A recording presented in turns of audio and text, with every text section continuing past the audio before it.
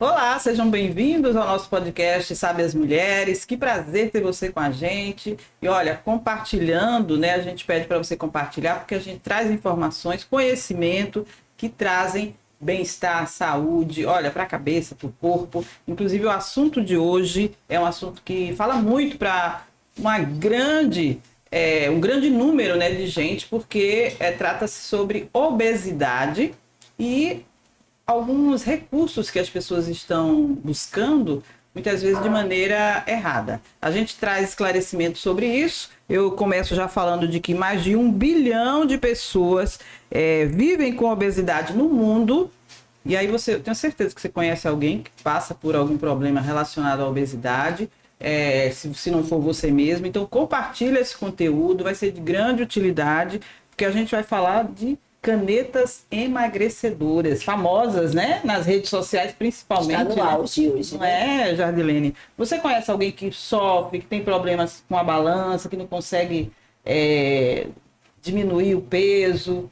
Não, a gente vê, né? No local de trabalho, graças a Deus lá em casa tá todo mundo em ordem, mas a gente vê, né? Colegas de trabalho que estão acima do peso e têm dificuldade de reduzir, entrar no peso normal. Uhum.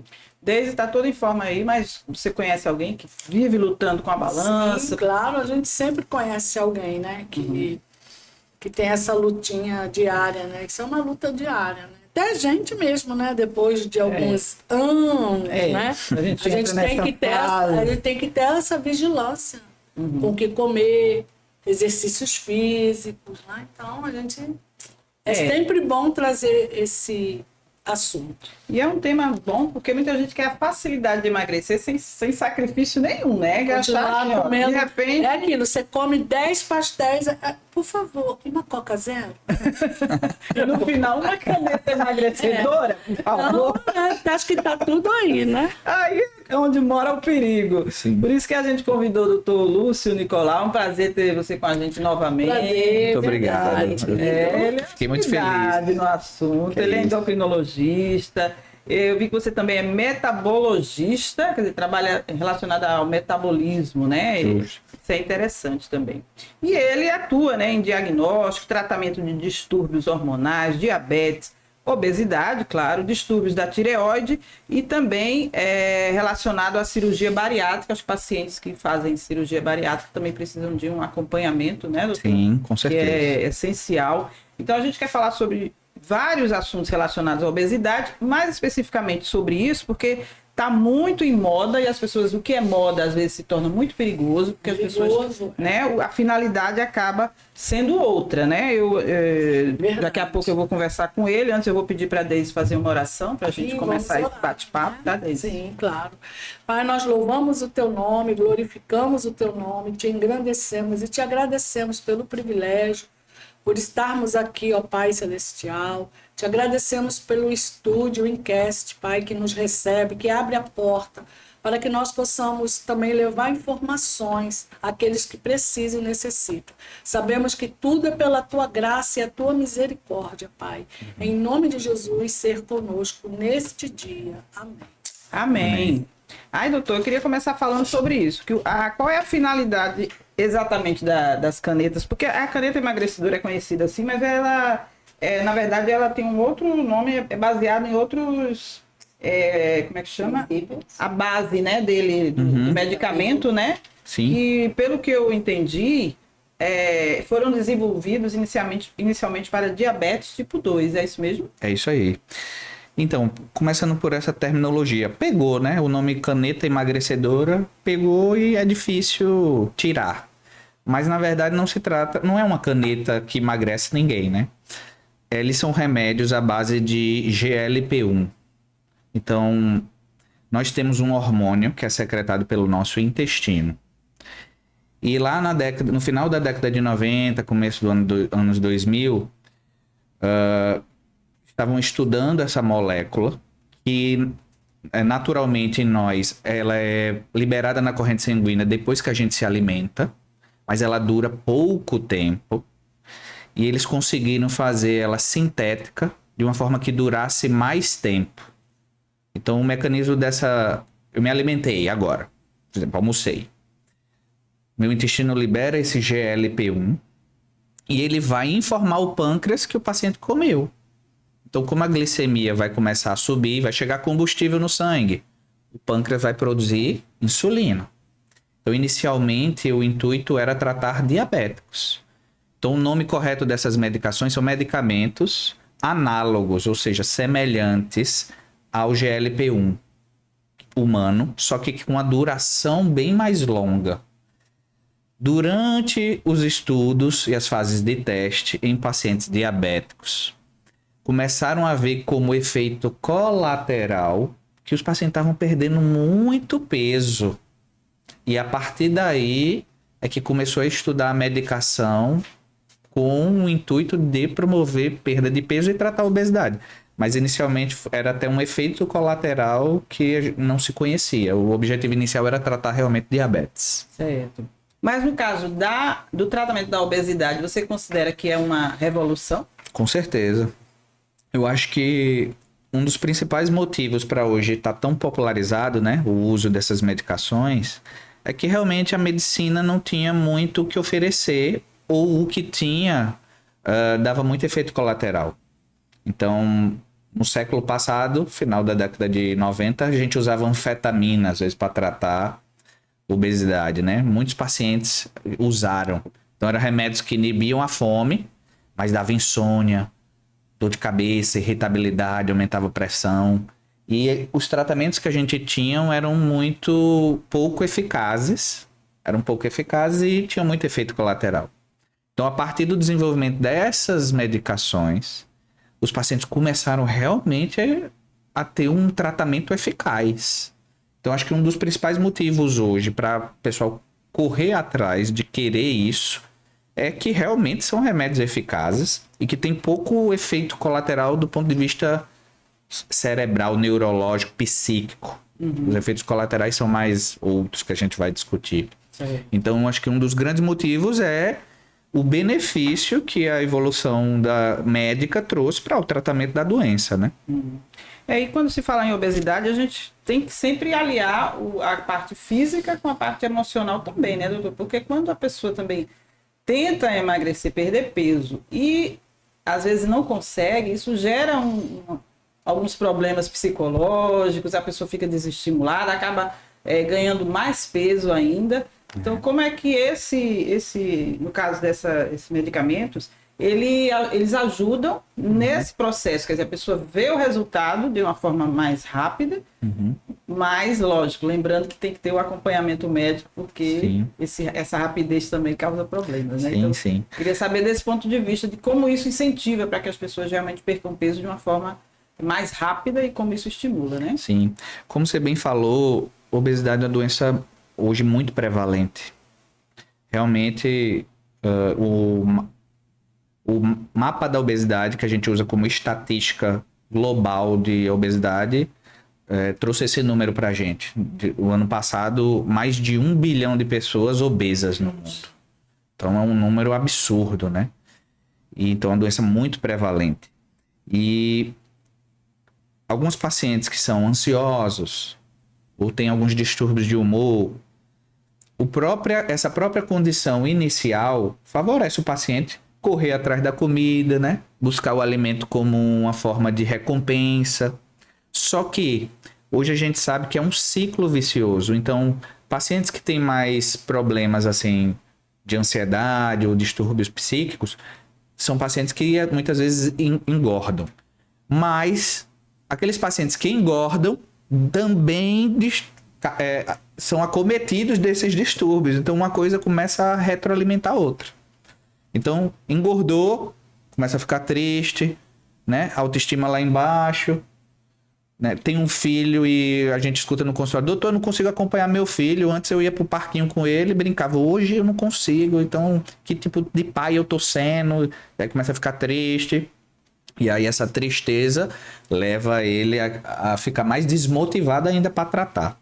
Então, realmente, a gente tem que entender que é um indivíduo que está com obesidade e a gente tem que focar no indivíduo, né? Obesidade é uma doença muito séria, mas a gente tem que pensar na pessoa. E essa pessoa tem essa parte psíquica, para mim, é um dos pilares fundamentais. Se o médico não conseguir abordar isso, entender com quem ele está falando, vai ficar um tratamento muito genérico. E é o que os leigos às vezes fazem. Ah, já que minha vizinha usou e deu certo, eu vou usar também. E não necessariamente é a mesma dose ou seria a mesma indicação para o seu caso, né? Às vezes para você, se você não corrigir um determinado distúrbio que esteja alimentando isso, você vai usar e a informação que você já vai passar para um outro colega é: não funciona não, isso aí não funciona, porque em mim não funcionou.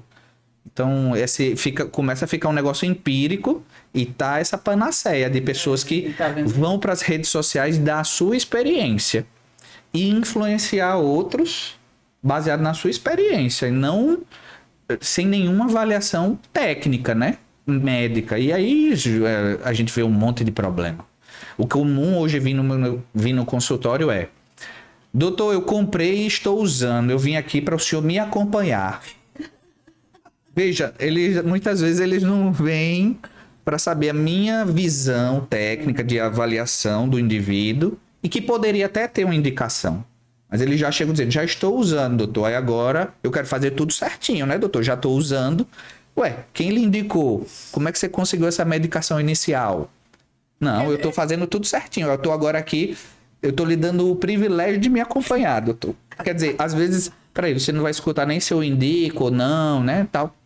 Então, hoje, é incrível como isso está comum. Mas para comprar essas canetas, elas são vendidas sem receita, exigência de receita. Porque uma amiga minha falou que o marido comprou no Paraguai. Sim. E aí, ele estava usando e ele passou muito mal. Sim. Então, me diga, a gente consegue chegar ali na farmácia agora, eu quero uma canetinha. Pois é. Ano passado,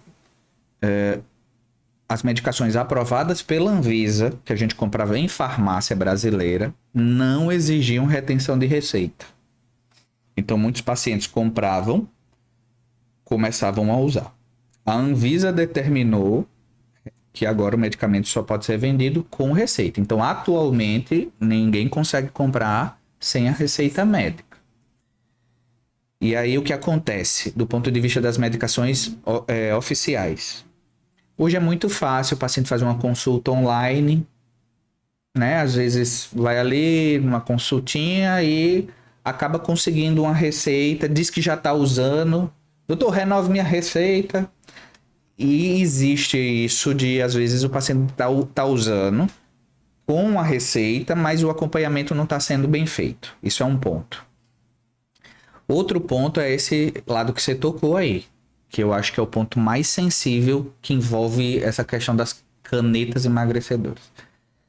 A legislação do Paraguai é diferente da brasileira, e lá no Brasil a gente só vende o original. A medicação tem a patente e ninguém pode fabricar uma medicação similar. Então você vai comprar o remédio X, você vai na farmácia e compra. No Paraguai não, a legislação é mais permissiva. E aí existem indústrias que fabricam, ou seja, não é o original, um similar. Também já tá aí, né? Já daqui a pouco já deve estar chegando. Uma das moléculas, né, que é a semaglutida, que iniciou com o famoso Ozempic, já, para você ver, já tem 10 anos de mercado, né? Não é um remédio novinho. Aí caiu a patente. Então hoje a gente vai começar a ter outras marcas de laboratórios sérios que vão vir com outro nome. O Mounjaro, que é o que está na moda aí, tem a patente no Brasil. Mas é esse que Daisy comentou que o pessoal vai pegar no Paraguai. Então, é um remédio que ele é termossensível. Sim. Então, ele tem que ter uma temperatura constante e menor. Então, como é que o paciente como é que alguém vai trazer do Paraguai para cá? Sabe-se lá como, né? Muitas vezes, né, escondido em ambientes do carro que nem refrigerado. Exato. Então, quando chega aqui, eu acho que nem mais efeito tem ou até prejudicial mais do que benéfico. E aí eu, às vezes, escuto o seguinte: mas doutor, uma vizinha minha está usando a do Paraguai e perdeu bastante peso. Então, eu quero usar. Então, veja. Não recomendamos. Né? Para quem está ouvindo, isso é uma informação muito importante. Você deve comprar receita de farmácia, que foi aprovado pela Anvisa, com acompanhamento médico. Essas do Paraguai, minha gente, a gente não sabe o que é. Não, mas veja, tem contrabandistas que fazem uma caneta e invasam outro produto. Às vezes botam insulina misturado ali dentro. Porque como é um remédio que também trata diabetes, aí o paciente vê uma melhora na glicose, na hemoglobina glicada e fala, funcionou. Mas você não sabe nem o que tem ali dentro. Meu Deus. Outros perdem o dinheiro. Ah, não funcionou, não tive nenhum colateral. Então, é uma questão muito séria. Tá virando um problema de saúde pública. Essa questão de o pessoal tá indo pegar fora e trazer para cá. E assim, se você tem coragem de inocular dentro do seu corpo um negócio que não foi testado, né? A gente já fica... Peraí, que tipo de saúde você realmente tá buscando? E que você não sabe nem o que é, na verdade, né? Exato. Sabe Pode nem o que causar é. outro problema Pois é. muito sério, né? Problema de saúde. Qual é a indicação, assim, no caso, que a pessoa chega lá e diz, olha, eu quero começar a usar, eu já ouvi falar que é bom. Isso. Qual é a sua indicação nesse caso? Há um peso determinado? A questão corporal? Como é que... Perfeito, que você excelente. analisa? Então, o paciente chegou para uma consulta endócrina e vamos supor que ele não é diabético. Hoje, essas medicações também são aprovadas para não diabéticos. Então, o paciente tem obesidade, um IMC ali acima de 30, ou o IMC é aquela relaçãozinha peso pela altura ao quadrado. E aí, quando ela passa de 30, o paciente tem uma massa corporal maior do que deveria para a altura e ele é classificado como obeso. Hoje em dia existe uma outra classificação de obesidade que não com IMC, que a gente também pode usar. Então, o paciente que tem obesidade, o mais importante é as pessoas se conscientizarem que a obesidade é uma doença. Então, a gente precisa desmistificar isso. Do mesmo jeito que é gente demais usando as canetas desnecessariamente, é muita gente sendo contra. Então, quando o Dr. Lúcio avalia e indica, tu vai usar essa caneta? Menino, não usa. Aí, veja, são extremos, né, que não devem existir. Então, chegou um paciente que tem obesidade, que é uma doença. Na obesidade, o corpo vai lutar contra a perda de peso. Existem modificações biológicas que fazem com que o corpo tende a reter, sempre reter. O paciente a saciedade dele fica reduzida. Então ele terminou de almoçar, 1 hora já está pensando em comida e nem com fome ele está. Então para esses pacientes, olha, surgiu uma droga capaz de silenciar o ruído da sua mente. Uma das funções desses análogos do GLP-1, dessas medicações, é que ela consegue ir lá no centro da fome, no hipotálamo, e sinalizar de forma adequada que o paciente está alimentado. E aí existe o ruído de fome diminui. Então os pacientes chegam com feedback dizendo, doutor, fazia uns 5 anos que eu não tinha experimentado isso, de não pensar em comida. Tu veja o benefício. Ele começa a experimentar algo que deveria ser normal, que para ele é disfuncional. Então ele come e já ele está com fome, porque o corpo quer mais caloria para reter. Então o remédio vai lá e silencia essa mente dele, deixa o estômago dele mais lento, e aí o esvaziamento do estômago mais lento também promove uma saciedade maior. E com isso ele vai começar a ingerir o quê? Menos calorias. Ingerindo menos calorias e fazendo atividade física, que é muito importante, é um pilar fundamental, que não há substitutos. Aí ele vai entrar no que a gente chama de déficit calórico. Então eu começo meu corpo precisa de energia para se manter vivo, né? Meu cérebro, meu coração, meu pulmão, meus rins, eles funcionam à base de energia. Essa energia vem do alimento, né? A gente precisa fornecer essa energia para o corpo. Por isso que existe fome. Fome é um instinto primitivo que um animal tem. Se ele não tivesse fome, ele não comia, ele morria. Não entra energia. Então nós temos fome por isso. No obeso, essa fome está disfuncional. Ele sente muita fome e pouca saciedade. Muita fome e pouca saciedade. Mas, doutor Lúcio, eu como bem pouquinho. Eu como muito, mas você come um pouquinho distante. Tá beliscando o tempo todo. E no final do dia, a quantidade de caloria tá sendo maior do que você precisa. Então, o remédio ele vem para corrigir isso. Então, no paciente que não tem diabetes, a gente emprega esse remédio para obesos, que tem essa classificação de obesidade, ou quem tem sobrepeso e alguma outra comorbidade. Então, por exemplo, o paciente tem sobrepeso, não é, tem uma classificação de obesidade, e é hipertenso. Ele tem uma comorbidade. Ele tem dislipidemia, colesterol, triglicerídeo alto. Ele tem uma outra doença, a apneia do sono. Então, essas medicações foram aprovadas, por exemplo, para tratamento de apneia do sono.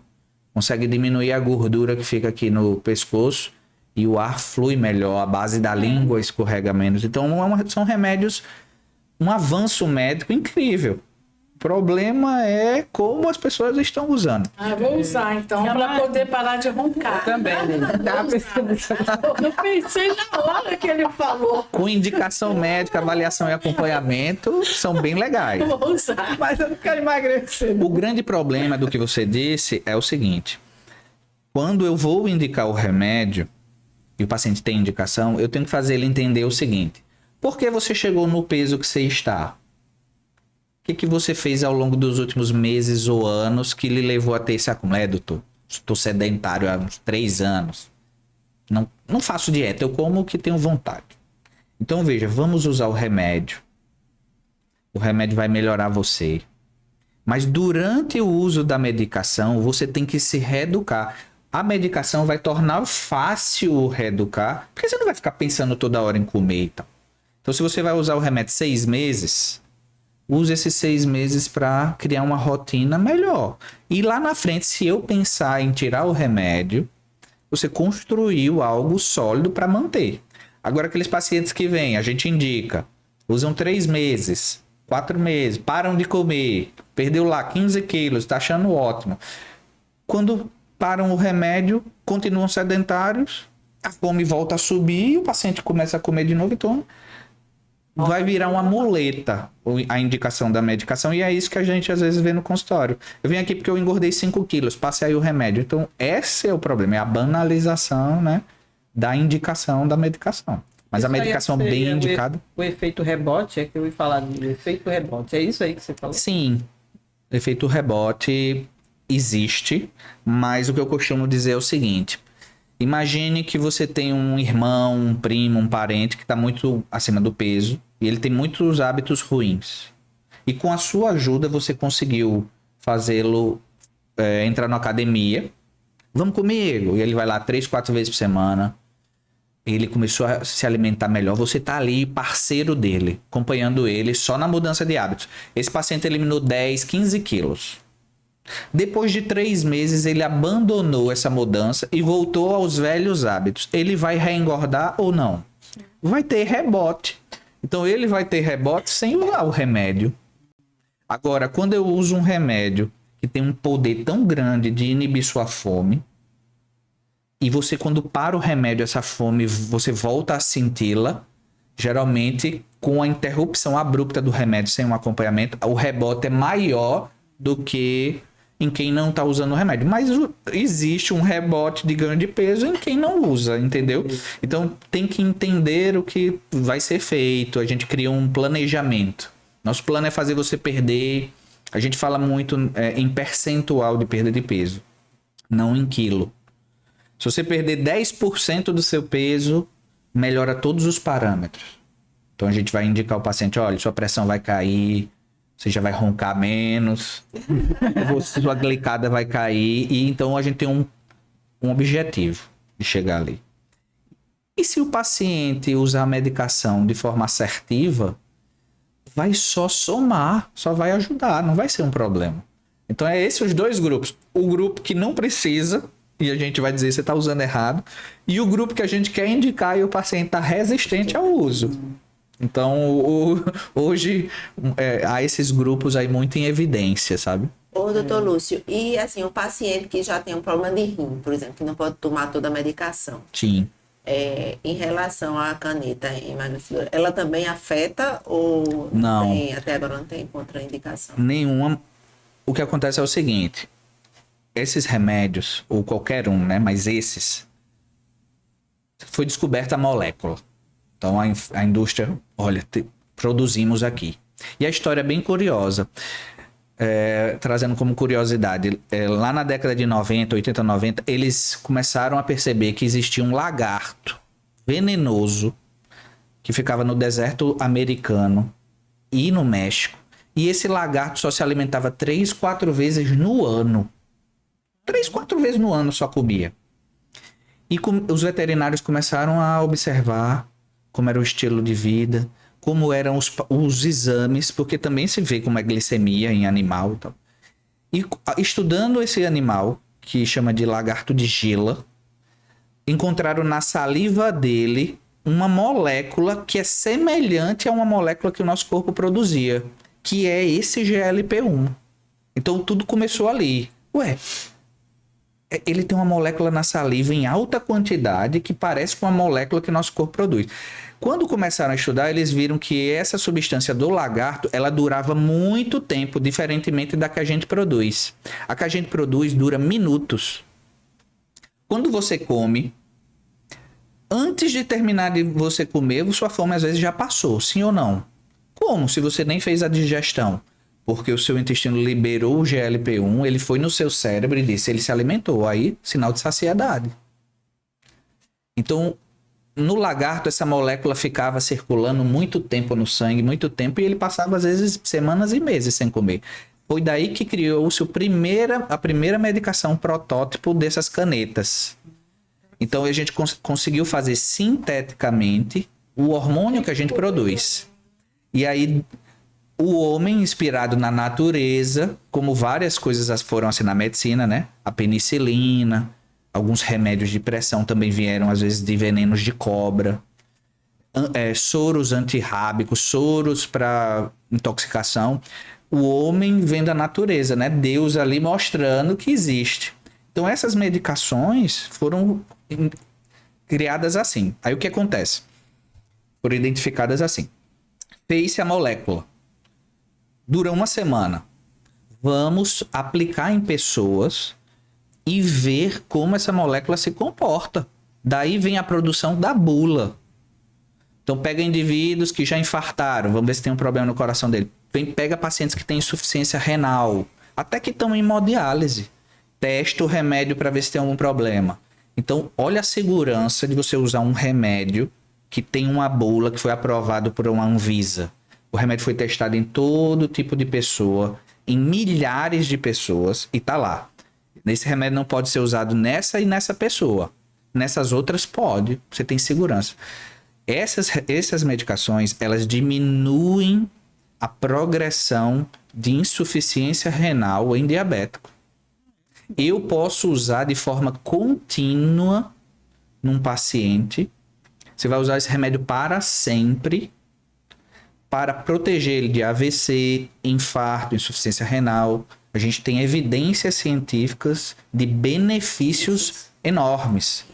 Não é só emagrecer, os benefícios são bem robustos. E essas notícias de pessoas que tomaram as canetas, morreram de pancreatite, morreram de não sei de quê, tem umas coisas assim. Isso é verdade? É verdade, foi muito bom você comentar isso. Acontece o seguinte, o risco de pancreatite com essas medicações é extremamente baixo, muito baixo. Isso foi uma das questões iniciais que todo mundo se perguntou.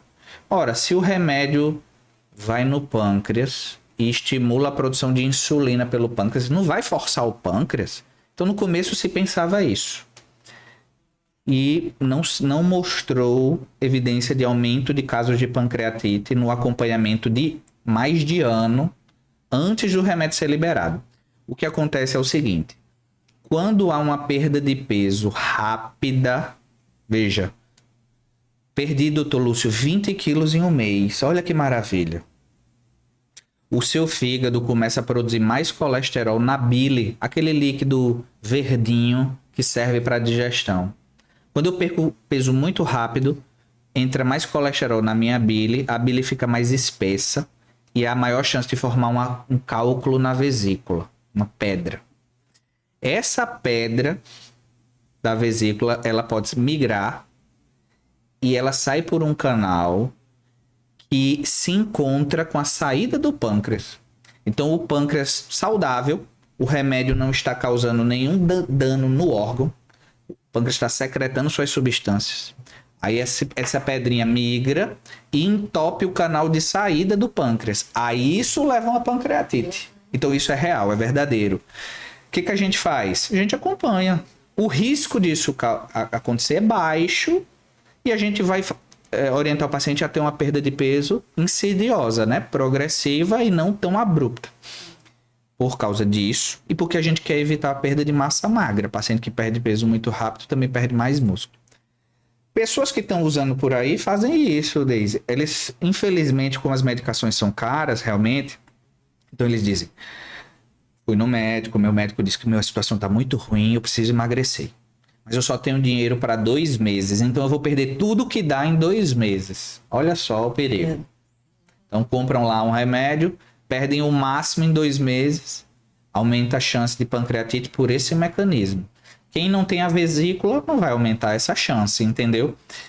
Mas é um risco que, só para você ter uma ideia, o risco de pancreatite em obeso, o risco de pancreatite no obeso que não trata é maior do que o risco usando a medicação. Ah, é? Porque a própria obesidade, em quem tem triglicerídeos altos, tem maior chance de ter pancreatite. E aí, o medicamento, ele é protetor. Ele não é um medicamento que aumenta a incidência. Agora, o que você disse também casa com o seguinte. Muita gente aí, fora pancreatite, tendo outros eventos. Aí a gente atribui, nós médicos atribuímos muito ao uso de medicações que não foram, que vieram assim de mercado duvidoso. Aí às vezes pode ter alguma substância que não foi avaliada. Porque até quando a gente vai comprar a própria insulina, né, na farmácia, Sim. eles lhe fornecem um isopor para você transportar da farmácia até em casa. Sim. Agora você imagine trazendo um medicamento desse de um local distante, porque na maioria das vezes as pessoas trazem do Paraguai de carro, porque Isso. de avião toda a bagagem passa pelo raio-x, então vai ser identificado. Isso. E sem ser acondicionada do jeito que deve ser. Então o risco é muito grande. Está tomando uma medicação, mesmo que ela não seja uma medicação adulterada, né, que não tenha o princípio ativo que é para ter, Justo. mas ela vai estar uma medicação que não serve mais, porque ela não foi acondicionada na Exato. temperatura ideal. Perdeu o seu funcionamento, o paciente vai usar e vai propagar isso. Não serve, não funcionou em mim. Causou um efeito colateral. Agora, e até que ponto elas estão substituindo a cirurgia bariátrica? Ou casos e casos? Em que casos é realmente necessária a cirurgia bariátrica? Quando o paciente tem um volume de peso, uma massa corporal muito grande, e ele precisa, vamos supor que o paciente tem 200 quilos, e eu quero que ele precisa chegar, vamos supor, em 100 quilos. Então, para ele perder 50% de peso, falando em porcentagem, que é o que a gente usa, essas medicações ainda não conseguem propiciar isso nesse paciente. Então, a cirurgia bariátrica ela é muito bem indicada para aquele obeso grau 3, que a gente chama de obeso mórbido, que precisa ter uma perda de peso aí de 35, 40, 50% de peso. Então, a cirurgia para ele vai ser mais eficaz, porque vai promover essa perda de 50% de peso. Mas é uma classe de medicação que a gente acha que só vai aumentar, né? Então a gente tinha os remédios de primeira geração, o paciente perdia 10% do peso. Vieram os outros semanais, 15, 20. Hoje a gente tem essas medicações que conseguem promover 25% de perda de peso. Então, para aqueles pacientes, obeso grau 1, obeso grau 2, que 20, 25% de perda de peso é suficiente para reverter muitas das comorbidades, as medicações realmente estão tomando muito a indicação da bariátrica, muito mesmo. Bom, né? E até bom até para a questão de recuperação. Com certeza. Porque uma cirurgia é algo mais invasivo. Com certeza. E tudo. Agora, doutor, existe um risco de dependência psicológica quando a pessoa faz uso desses medicamentos? Então, muito interessante essa abordagem, porque que a gente costuma ver? Não são medicações que geram nenhuma dependência física. Eu posso retirá-la e o paciente vai ficar... O corpo dele não vai necessitar daquilo. Mas psicologicamente, aí a gente vê alguns indivíduos... eu não diria dependência. Mas quando o paciente não está disposto a se reeducar, eu acredito que sim. Porque você tem que aprender a conviver com a fome. Fome é algo natural, fisiológico. Aquele paciente que começou a usar essas medicações, às vezes em doses maiores do que era necessária, às vezes já colocou uma dose muito alta, eles conseguem muitas vezes ficar sem fome, o que não é o ideal. O ideal da medicação é você ir titulando a dose para o paciente ir tendo uma saciedade precoce. Estou com fome, não aquela fome desesperadora, estou com uma fome fisiológica. Quando eu comecei a comer, com 1/3 do que eu comia, eu estou satisfeito, parei. Agora, uma dose muito elevada e o paciente não sente fome o dia inteiro. Então, muita gente já chega para a gente, já fiz uso, né? Já usei com outra pessoa, eu usei por conta própria e eu preciso voltar a usar, porque sem esse remédio, minha vida não funciona. Então, a gente costuma ver nesse cenário. Essa paciente sente que sem o remédio é impossível. Então, precisa de um acompanhamento multidisciplinar, né? Vai fazer uma terapia, vai para um nutricionista, muito importante. Certo. E aí vamos falar um pouquinho também da questão da obesidade, já que a gente está falando sobre isso, é a questão também de que as pessoas, como você está falando, às vezes é uma necessidade, né, de comer como fosse uma fuga, né, de alguma coisa. Aí eu queria que você falasse para as pessoas em relação a isso, de que como buscar, acho que você até já falou sobre isso, mas a questão do que tem que haver um conjunto, né, de mudanças, né, que a pessoa tem que ter. Não só as canetas, acho que elas ajudam nesse incentivo aí inicial, mas também a mudança de vida, né? Com certeza. O recado que eu traria primeiro é o seguinte. Se você tem filho, né, um adolescente em casa, ou até um filho ali que está adulto jovem e que ele está um pouquinho acima do peso, mas não muito, a hora de agir é agora. Porque enquanto o paciente não atingir um peso muito alto, é bem mais viável da gente conseguir trazer ele para a normalidade. Quantos de nós aqui não já disse, antigamente eu perdia 2, 3 quilos rapidamente, eu bastava fazer. E hoje em dia está muito mais difícil. Então o recado inicial é a gente tem que orientar a população que não deve engordar. Então, que você que está aí dizendo, eu estou na fase difícil, eu vou comer, vou parar a academia e depois eu vejo. Isso é um grande erro. Você tem que cuidar para não suba muito o peso, porque depois que subiu muito, você adquiriu uma condição, como eu falei, que se tornou uma patologia, né? Antigamente, até a década de 40, 50, a gente não via esses índices de obesidade tão alarmantes. E por que hoje? Então... Os iFoods? Pois é. Hoje em dia a gente fala muito no chamado ambiente obesogênico. Então, a partir da década de 60, 70, os alimentos começaram a ficar muito calóricos. Então, veja, imagine 200 gramas de algo no seu estômago. A ou B é 200 gramas. 200 gramas, 200 gramas. 200 gramas de melão, 200 gramas de um salgadinho. Então, são 200 gramas. Vai encher sua barriga da mesma forma. Só que aqui no melão você vai ter 100 calorias. E no salgadinho você vai ter 1000 calorias. Dá mais prazer.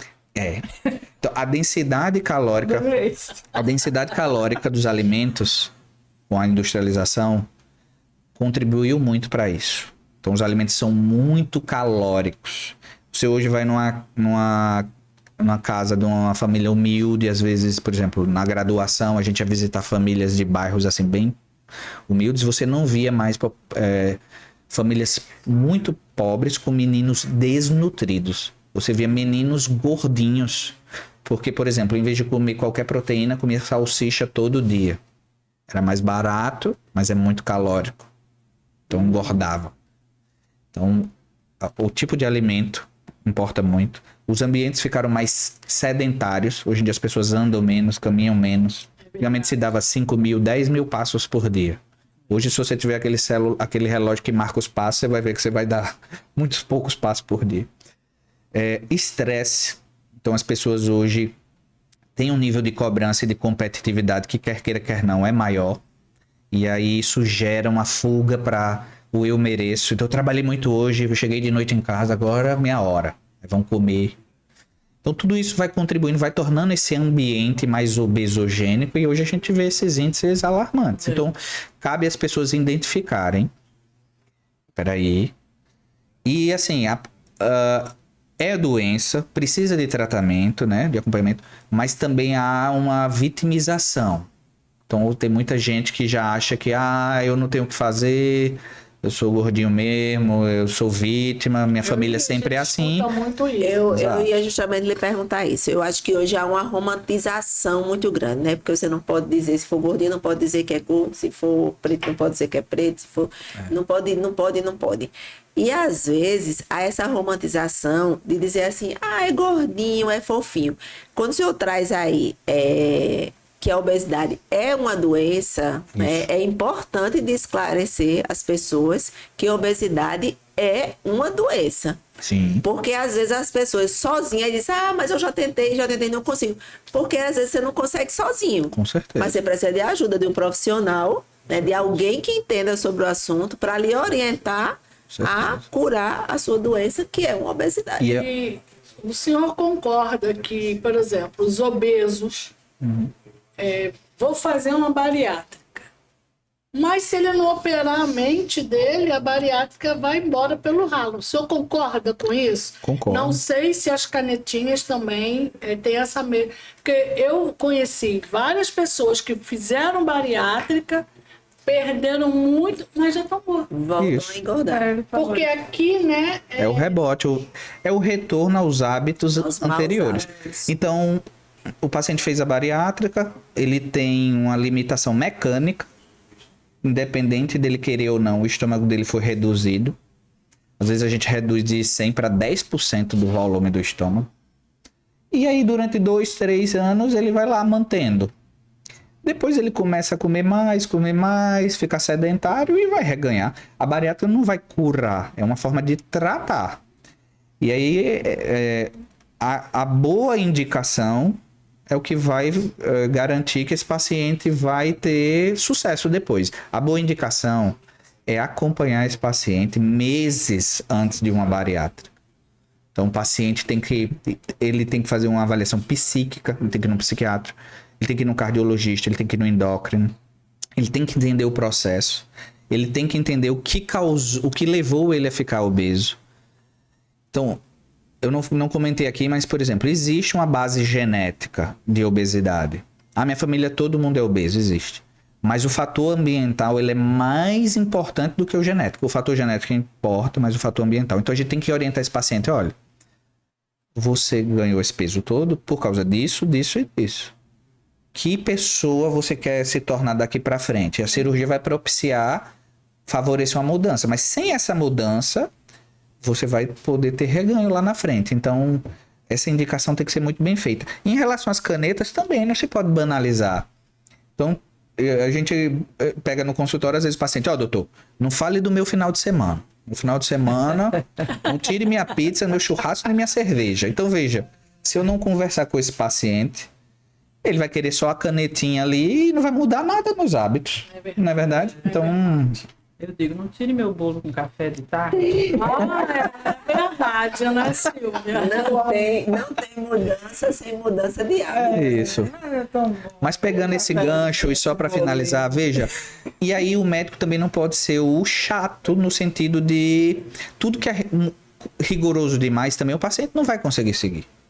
Se você pode comer lá suas 1.200, 1.500 calorias por dia para se manter no seu peso estável, e você faz uma atividade física regular, pode, se tiver incluído nessa quantidade calórica aquele seu bolo e com uma orientação nutricional bem feita, olha, vamos trocar essa farinha aí de trigo por uma farinha melhor, integral, ou por um outro grão. E aí você come seu bolinho com café todos os dias, sem gerar um dano para sua saúde e sem tirar aquilo. Então, isso é que é o fundamental, né? É isso que eu Fundamental. gosto. É isso aí. Vamos ouvir uma reflexão, né? Vamos sim. A conversa tá muito boa, né? Muito bom. Tem nem vontade de parar aqui, de perguntar, porque são muitas dúvidas. Eu sei que as pessoas também têm dúvidas, e a gente quer tirar algumas dúvidas para esclarecer para vocês. Não, e ele fala não só da questão da obesidade. Quando ele fala, envolve todos nós. Questão da idade, questão da... né, de você ser sedentário ou metabolismo também não. ficar mais lento. Tudo isso Sim. a gente tem que levar em consideração, né? Com certeza. É verdade. Eu vou ler um texto aqui para vocês. Eu tá aqui meu charme. Mas vai Que eu... ser espiritual agora. Vamos fazer. Agora vamos para o... Vou ler aqui no livro de Ruth, capítulo 1, que diz assim: Nos dias em que os juízes julgavam, houve fome na terra de Israel, e um homem de Belém de Judá foi morar por algum tempo na terra de Moabe, com a sua mulher e seus 2 filhos. Este homem se chamava Elimeleque e sua mulher se chamava Noemi. Os filhos se chamavam Malom e Quilion.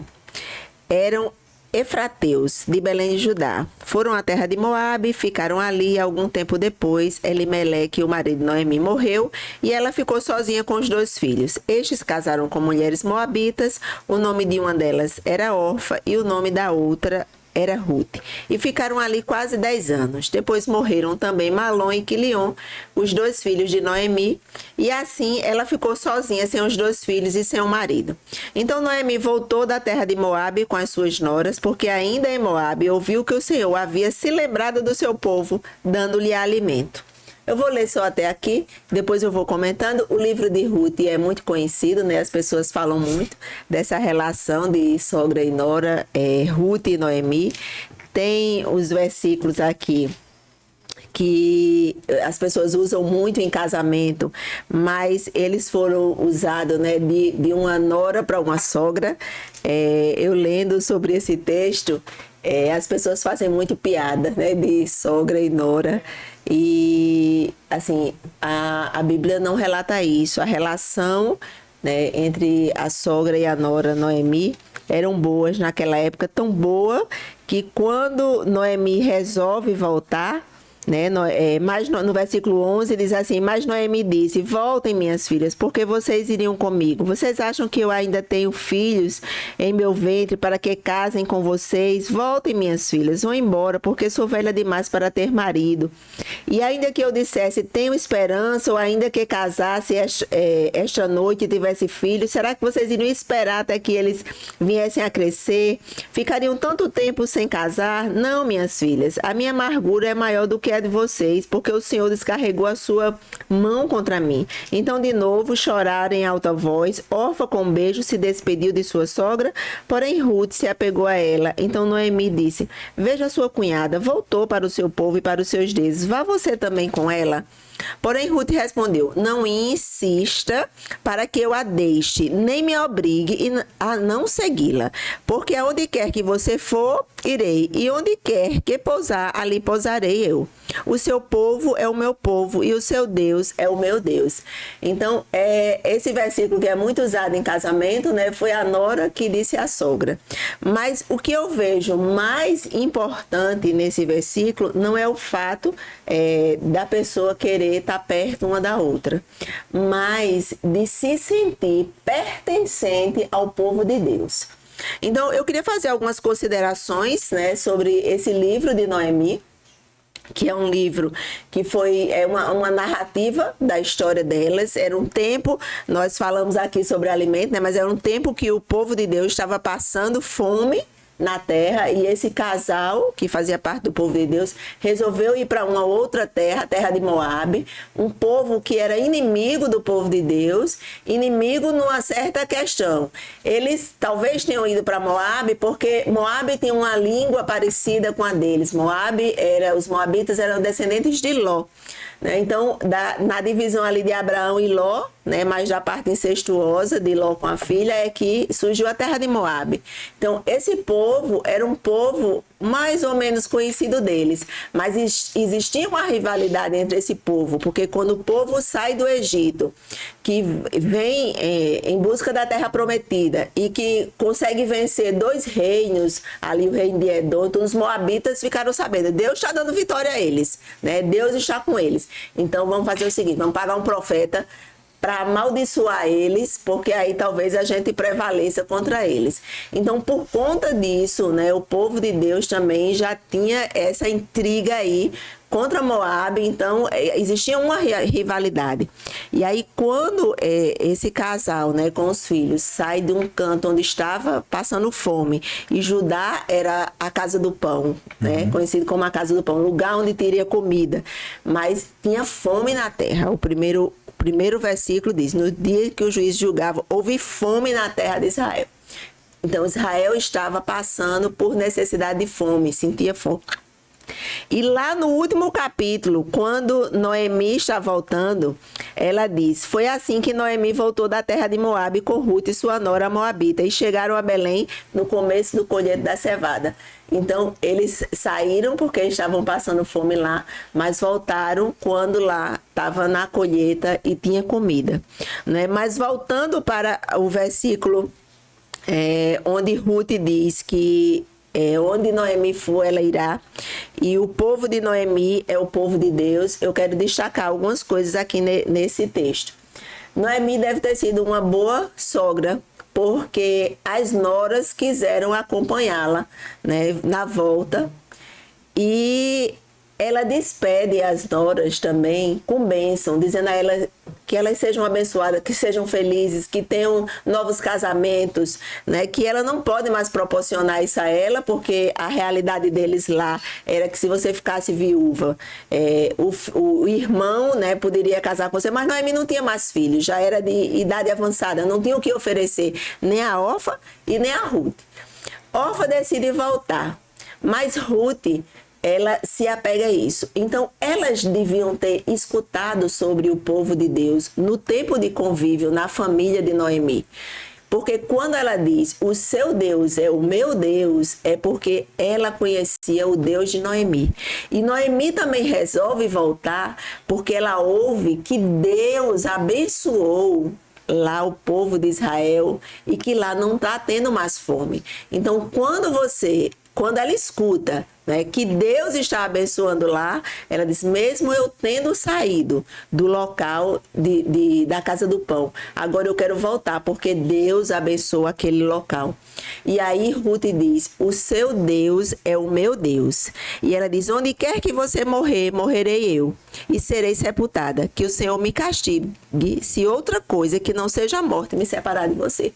Porque também era outro ponto da questão, né? As pessoas queriam morrer onde tivesse a sua genealogia, onde tivesse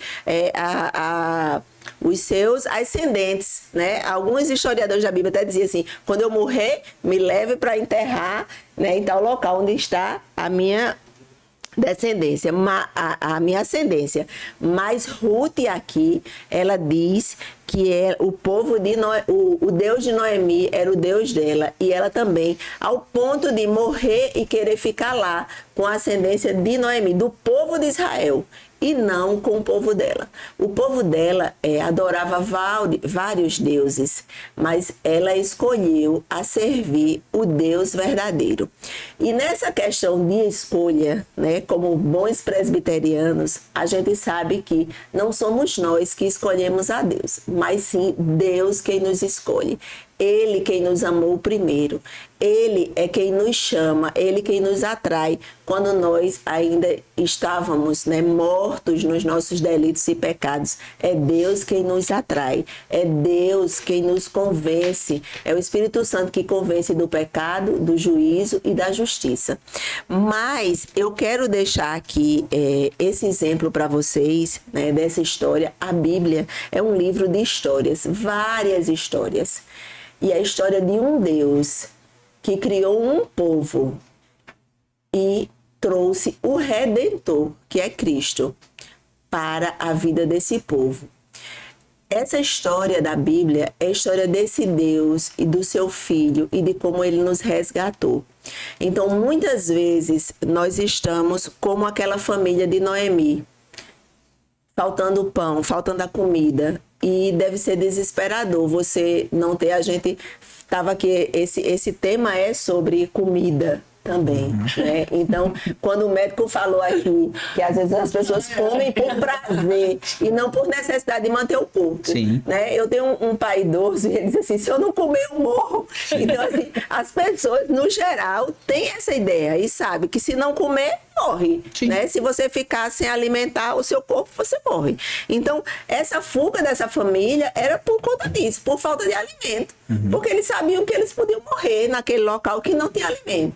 Às vezes nós estamos na fuga da nossa vida por falta de alguma coisa. Às vezes não é só falta de alimento, né? Existe falta de muitas coisas nas nossas vidas.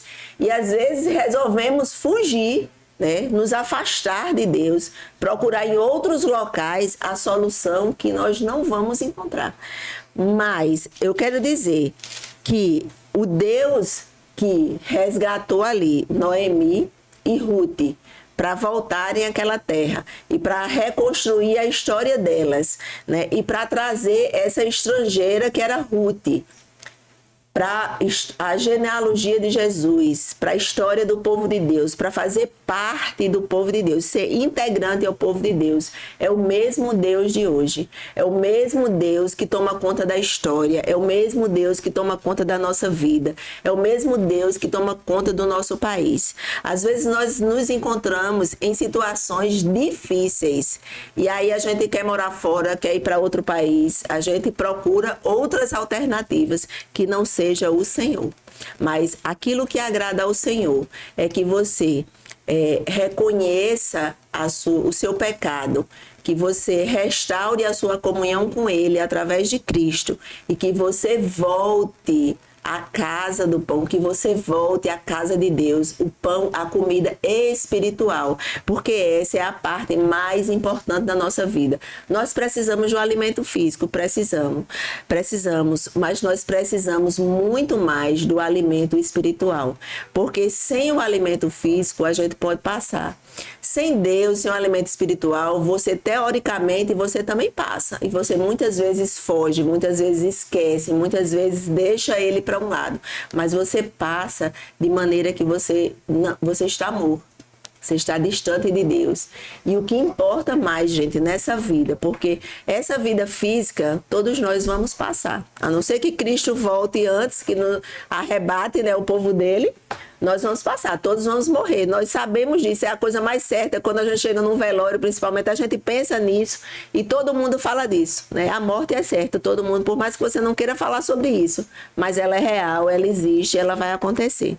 Agora, a segunda morte é a morte espiritual, onde se você morrer sem Cristo, sem a religação, Cristo é quem faz essa religação entre você e Deus, você vai passar pela segunda morte, que é viver a eternidade longe de Deus. Então, que diante desse texto e à luz da Bíblia, porque a Bíblia é formada por histórias, mais de uma única história, que é a história do Redentor, que veio nos salvar o seu povo e nos religar novamente a Deus e fazer essa conexão com Deus. Então, que você não fuja dos seus problemas, que você não fuja dos seus pecados, que você não fuja das suas responsabilidades, mas que você reconheça que você é pecador, que você depende de um Deus, que você depende de um Redentor, que é Cristo. Se volte para Ele, reconheça a sua pecaminosidade, reconheça da sua fragilidade, reconheça que você precisa dele para lhe salvar e volte a ter comunhão com Deus e ore, apresente a sua vida, a sua família, né? No caso de Noemi, aqui, a nora, ela, com a sua família, ela transmitiu essa herança bendita à vida de Ruth, ao ponto dela ser alcançada pelo Senhor e fazer parte da genealogia de Jesus. Então, esse é a minha meditação aqui para você, né? Que você esteja ouvindo de manhã, de tarde ou de noite. Nós estamos gravando isso aqui de manhã, mas o horário que você escutar isso, que você possa reconhecer em Deus e na palavra de Deus, né, sua fonte de vida, né, sua fonte de salvação, o seu apego. E você, cada dia, você possa se arrepender dos seus pecados, se aproximar de Deus e caminhar até a vida eterna ao lado do Pai.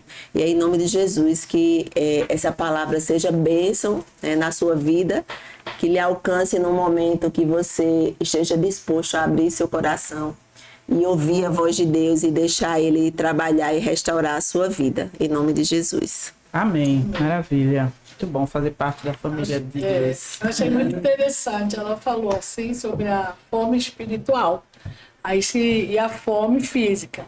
E aí eu achei assim, interessante dizer que se você comer muito, você vai morrer. Morre de alguma coisa, de obesidade, né? E se você não comer, você morre também. Nós estamos aqui, nós estamos numa encruzilhada, né? Ou come ou não come. Ou come moderadamente, né? Ou procura doutor Lúcio para comer de forma Isso aí. saudável. Vai ajudar. Ele estava dizendo ali. Ele vai né? ajudar. Ele vai ajudar. Você tem que ter a sua parte, a sua responsabilidade. Mas eu queria só tirar uma última dúvida. Qual é a idade limite que pode usar, no caso das canetas? Tem idade Inicial e e até final. que ponto? Os idosos, por exemplo. Qual seria o limite? Inicial tem, algumas, depende da molécula, porque hoje a gente tem algumas. Recentemente foi aprovado, por exemplo, a tirzepatida, que é o Monjaro, a partir de 10 anos de idade. Eita. Há já outras moléculas, liraglutida, que era o Saxenda, a partir ali de 11, 12 anos. Antes de 10 anos, não. Algumas depois dos 12. Agora, não existe idade limite. Que bom, viu? Não existe idade limite, agora o médico vai avaliar, né? Porque realmente um idoso frágil, né, que já tem uma perda de massa magra muito importante, a gente pode usar sim, mas a gente vai usar com mais cautela, em doses menores, né? Precisa de um acompanhamento. O acompanhamento, gente, que isso aí é o mais importante, né? Porque o remédio pode se tornar um veneno quando usado de forma Maneira errada. errada, A né? dosagem é muito importante. Só Nada o de médico ir pode para fazer isso. Paraguai porque é mais barato, viu? Exato. É isso que eles falam, é O preço mais pode ser barato. muito alto depois pra Muito saúde. alto. E nem porque a Silvia usa, a Deise vai usar e a Jardilene também. Exato. Tem que procurar um profissional. E ele tá Na aqui. Paraíba, doutor Lúcio, aqui em João aqui. Pessoa, ele atende no... À deixa eu ver aqui. disposição. É no Eco Business Center, Isso, Clínica de Cardiologia Integrada, né, doutor? isso. Pode dar aí sua rede Isso. social também, quem É quer isso aí. encontrar. Minha rede social é Dr. Lúcio Nicolau, né? @ Bem Dr. Lúcio fácil. Nicolau no Instagram, e lá vai ter o link para marcação de consulta. Eu atendo alguns planos de saúde, mas não no consultório, porque eu não sou cooperado. Mas no Eco Business a gente tá lá no 14º andar, sala 1405. E quem não está em João Pessoa, como é que faz? Quem não tá em João Pessoa, eu tenho alguns horários que eu abro para consulta online. Uma coisa boa, viu? É só falar com a gente e a secretária tentar agendar. Muito bom. Olha, maravilha, esse tema incrível. Foi maravilhoso. Qualquer assunto relacionado que a gente traz aqui, você sempre traz coisas muito preciosas para a Que bom, gente de feliz por conhecimento, contribuir. né? A gente também. Então a gente agradece mais uma vez sua participação. Muito obrigada, doutor Eu Lúcio. que agradeço o espaço e a oportunidade. Deus continue lhe abençoando para abençoar outras vidas. Com certeza, né? verdade. E não se esqueça, se inscreva no canal, tá? Ative o sininho, deixa seu like. E compartilha com as amigas, com os amigos, com todos que precisam dessa informação. Isso aí. Com certeza. Sabe, Isso as é válido. mulheres sempre trazendo assuntos atuais para você. É isso. Gente, que prazer estar com vocês novamente. Também, Eu espero em breve prazer. voltar Sim. para a gente gravar mais episódios. É sempre um prazer estar com vocês também, que acompanham a gente no nosso canal. Vai no nosso Instagram também, tá? Sabe as Mulheres, com 2 S no final. E dá lá uma participação, um comentário. Participa também, dá um likezinho lá pra gente, né? O que é que você quer que nós falemos aqui? O que você quer saber? Elas também podem fazer sugerir. isso, sugerir temas aqui pra gente, né? É isso. Isso aí. Olha, um grande abraço. Espero contar com vocês no próximo episódio. Deus abençoe a todos. Deus abençoe. Até a próxima.